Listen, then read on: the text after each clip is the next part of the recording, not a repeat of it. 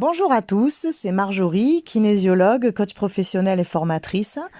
Je vous fais une petite vidéo aujourd'hui pour vous présenter un petit peu mes expériences, mon vécu, et j'espère que mes expériences vont vous apporter autant que ce qu'elles m'ont apporté à moi.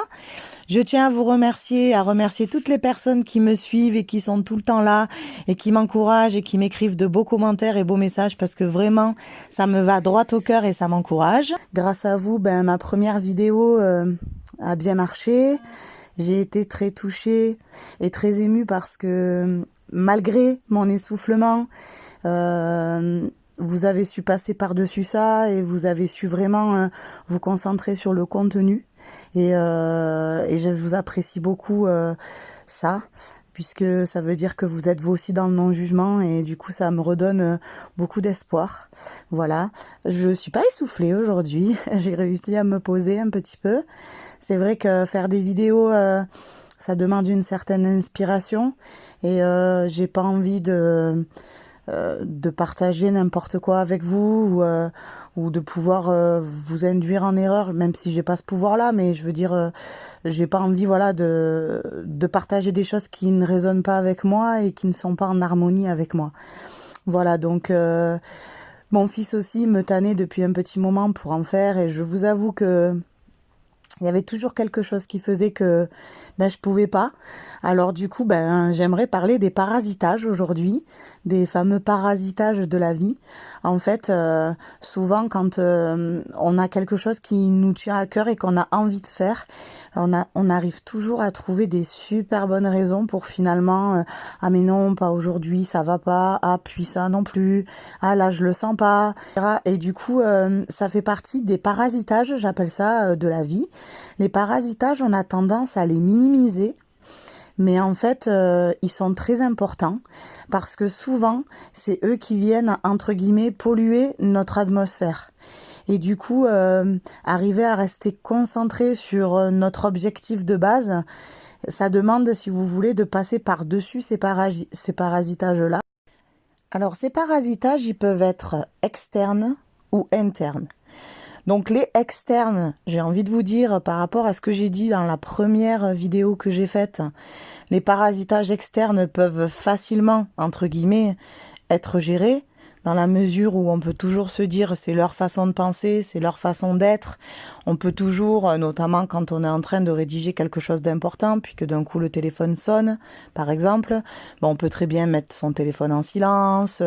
Il y a toujours on peut toujours mettre en place des solutions ou des méthodes pour pouvoir éviter des parasitages dits externes.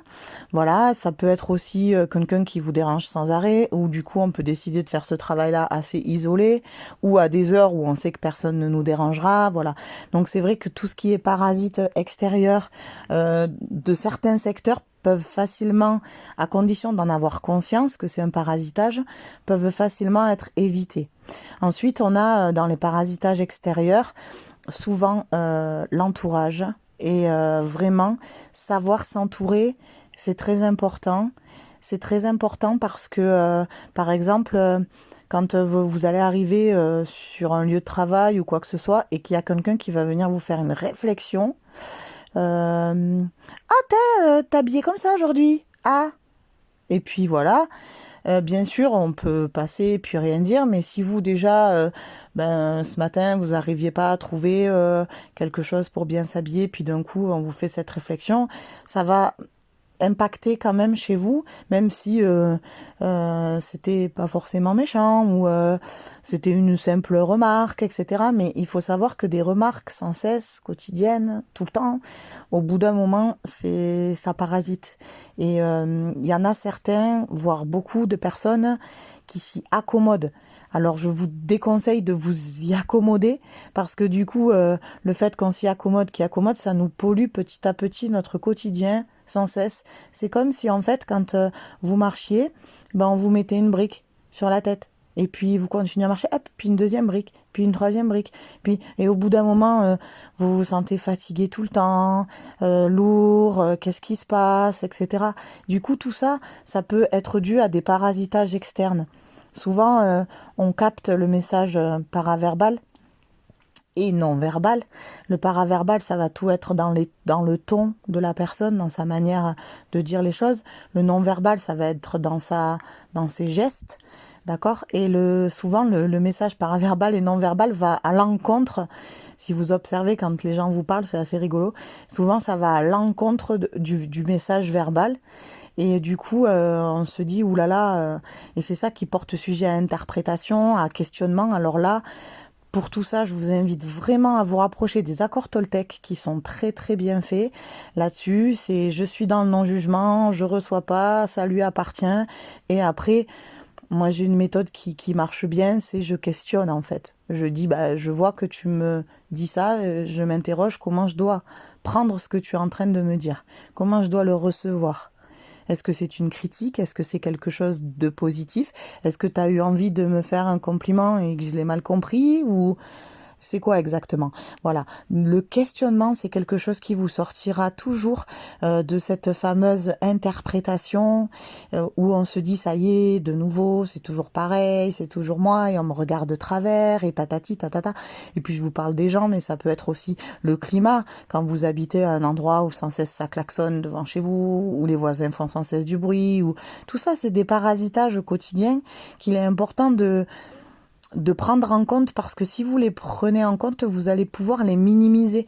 Alors je dis pas qu'on peut tout enlever, vous n'allez pas non plus déménager et habiter dans un coin perdu, bien que pourquoi pas, parce que toutes les personnes qui ont vraiment conscience des dégâts du parasitage en général font ça. Mais c'est vrai qu'après on peut minimiser avec un peu de musique ou en compensant. C'est vrai que l'être humain est très fort pour compenser.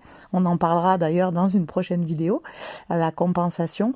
Mais voilà, donc du coup, tous les parasitages extérieurs, donc au niveau humain, peuvent être très bien gérés par les accords Toltec ou le questionnement. Des parasitages dits matériels, le téléphone qui vous dérange sans arrêt, etc. Ça peut être à condition de le voir et d'en avoir conscience. Ça peut être évité. On met son téléphone en silence, on est indisponible pendant un certain temps, on choisit de faire un travail à telle heure et pas à une autre heure, comme ça on sait qu'à telle heure on ne sera pas dérangé, etc. Et ensuite, donc, on a ces fameux parasitages internes. Alors, les parasitages internes, c'est quoi? C'est notre fameux mental qui est super sympa. En fait, notre mental, à nous, il a été conditionné par une certaine éducation, j'ai envie de vous dire. C'est-à-dire que aujourd'hui, là, on va reprendre l'histoire de l'école, mais il y a aussi l'histoire de l'éducation en général, où en fait, quand ne serait-ce que vous éduquez un enfant, eh ben vous allez savoir mieux que lui ce qui est bon pour lui. Vous allez choisir ses habits, vous allez choisir en majorité, bien sûr, je mets pas tout le monde dans le même panier, puis il y en a qui le font, il y en a qui le font pas, il y en a qui ont compris, pas compris. Encore une fois, l'idée c'est pas de juger, c'est d'analyser ce qu'on fait et les conséquences de ce qu'on fait. En fait, à chaque fois que je vais choisir une couleur à la place de mon enfant, ou que je vais choisir à sa place ce qu'il veut manger ou quoi que ce soit, ben du coup, j'interfère dans ses propres décisions. Bon, Isabelle Filiosa en parle beaucoup mieux que moi, et je vais la laisser sur ce secteur-là, c'est pas le souci. Mais voilà, sachez que les parasites internes, ils viennent d'un système éducatif qu'on a reçu, et du coup, qu'on donne aujourd'hui à nos enfants, puisque très souvent, quand on l'a pas soigné ou réparé chez nous-mêmes, ben on va le reproduire, hein, puisqu'on est conçu comme ça. Et ben le mental, sans cesse, va nous rappeler, si vous voulez, ce schéma éducatif. Donc en fait, quand on va mettre en place quelque chose, souvent, ben le mental, il va nous dire, ah vas-y, t'as encore raté. Ah ben ça, c'est pas bien. Ah ben non, tu crois pas que tu vas y arriver. Ah ben voilà, qu'est-ce que t'es nul. Et essayez d'observer dans la journée. Essayez d'observer à quel point votre mental vous parasite. C'est constant. Toujours, le premier travail à faire, c'est essayer d'observer comment on se parle à soi-même. Et très souvent, majoritairement, on se parle pas bien, on se parle mal. Du genre, on se dit, oh là là, qu'est-ce que je suis conne alors. Et ça, c'est très récurrent. Alors le problème de sans cesse, j'ai envie de dire, se critiquer, le non-jugement, il est super efficace, encore mieux quand il est appliqué sur soi. Pourquoi? Parce que si j'arrive à m'auto-comprendre et à être tolérant avec moi-même, d'accord, et à me l'appliquer pour moi, ça sera une évidence après sur l'extérieur. Donc, invitez-vous vraiment à regarder la manière dont vous vous parlez. quand vous êtes dans votre tête et quand vous faites une bêtise, parce que c'est là où ça ressort, hein. Est-ce que quand vous faites une bêtise, alors quand je dis une bêtise, c'est, je sais pas, vous avez oublié d'éteindre le four, vous avez cramé le repas par exemple. Ben, quand vous faites cette bêtise-là, est-ce que vous vous dites, oh là là, mais qu'est-ce que je suis bête, mais alors, ouais. Ou est-ce que vous vous parlez mal, ou est-ce que vous vous dites, bon, ben ça arrive, on va commander des pizzas, c'est pas grave. C'est que ça devait être cramé. Voilà, comment vous vous parlez. Ça, c'est important quand je vois beaucoup de gens en voiture qui s'énervent, par exemple. Dans quel but vous vous énervez? Est-ce que vous croyez que quand vous vous énervez, la personne, elle vous entend? Non, donc c'est pas destiné à la personne, c'est destiné à évacuer quelque chose en vous qui vous insupporte. Mais quoi? Et posez-vous encore une fois, allez à l'intérieur et posez-vous cette question parce que à chaque fois que vous vous parlez mal ou que vous êtes en désharmonie avec vous-même, eh ben vous vous faites du mal. Et du coup, qu'est-ce qui se passe après? Il se passe que quand vous allez arriver au travail et que vous allez avoir la personne qui dit de vous exactement ce que vous vous êtes dit vous avec le coup du four, qu'à quel point vous êtes tête en l'air et qu'on ne peut pas vous faire confiance, par exemple, eh ben ce qui va vous faire mal, c'est pas tant que la personne elle vous l'ait dit, c'est qu'au fond de vous, vous le pensez. C'est-à-dire que vous donnez raison à la personne. Vous savez très bien que cette personne, ce qu'elle dit de vous, c'est vrai. Et c'est que vous validiez ce que dit la personne, c'est ça qui nous fait mal. Parce que les personnes, elles n'ont pas le pouvoir de nous faire mal. Personne n'a le pouvoir de nous faire mal. Sauf si nous, on le leur donne. Mais évidemment, ils sont des miroirs ou des reflets face à ce que nous, on pense de nous.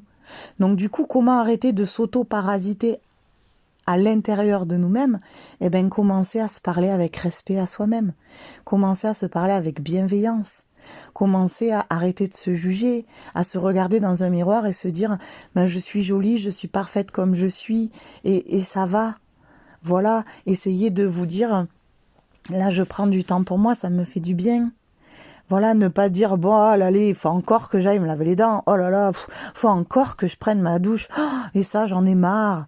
C'est sûr qu'en agissant sans cesse comme ça, quand il s'agit de faire quelque chose pour vous, automatiquement, vous allez vous auto-saboter.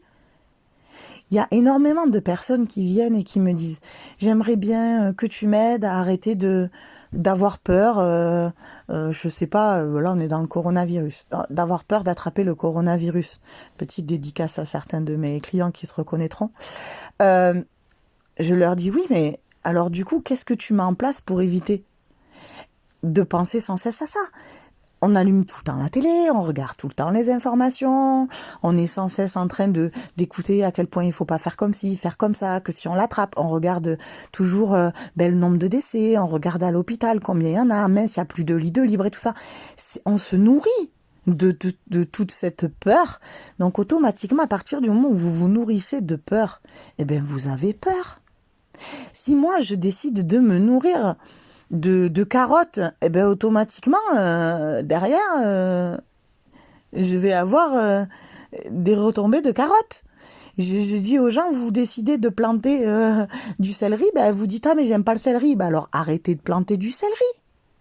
C'est simplement ça. Vous semez, c'est vous qui semez les choses. Donc si vous vous déshabituez pas à semer toujours la même chose automatiquement, ben vous allez récolter sans cesse la même chose. Donc je décide maintenant de semer de l'amour, de la bienveillance, de l'empathie, de la tolérance. Eh bien je vais récolter quoi? De l'amour, de l'empathie, de la bienveillance et de la tolérance. C'est clair et net. Vous pouvez pas, si vous semez de la colère, vous allez récolter de la colère. Si vous semez de la haine, vous allez récolter de la haine. En fait, les choses, elles sont pas compliquées. Simplement, quand vous allez vous décider de mettre en place quelque chose, automatiquement, vous allez avoir en face le ricochet de ce que vous allez choisir de mettre en place. Rien que le fait que ça vous arrive à l'esprit. Ah ça y est, et si j'attrape le coronavirus, et si je suis malade, et qu'après mon fils, et là là là, et là là là. Rien que le fait que tout ça, ça arrive dans ma tête, et que je projette l'histoire, qu'est-ce que je fais? Je suis en train de le créer. Donc, après j'ai peur parce que j'ai créé quelque chose, et j'ai peur de ce que moi-même je viens de créer. Par mes pensées. C'est même pas une réalité. Regardez les choses. Quand souvent, les gens, ils me disent, voilà, moi j'ai peur du résultat, je suis sûre que ça va mal se passer, je suis sûre que, dans des divorces par exemple, je suis sûre que voilà, mon mari va gagner, il va récupérer les enfants, que je les verrai plus, etc. Et moi, je lui ai répondu, et moi, je suis sûre que ça va très bien se passer, et je suis sûre que, eh ben, vous allez avoir la garde de vos enfants, et que vous allez bien vous entendre, et que ça va être mitigé, et que tout ira bien.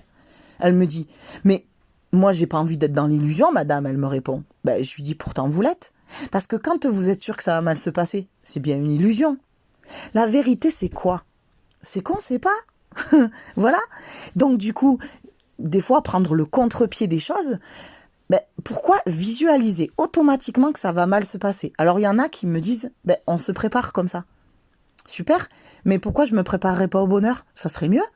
Déjà, tout le temps de préparation, ben, ça sera du temps agréable. Et si après, effectivement, ça se passe pas bien, ben, j'aurai le temps de, au moment où ça se passe pas bien, trouver des solutions. Mais tout le temps de préparation, qui est souvent le temps le plus long, ben, je l'aurais passé à préparer du bon. Et ça change quoi? Ça change mon quotidien, ça change ma vie, ça change mes pensées.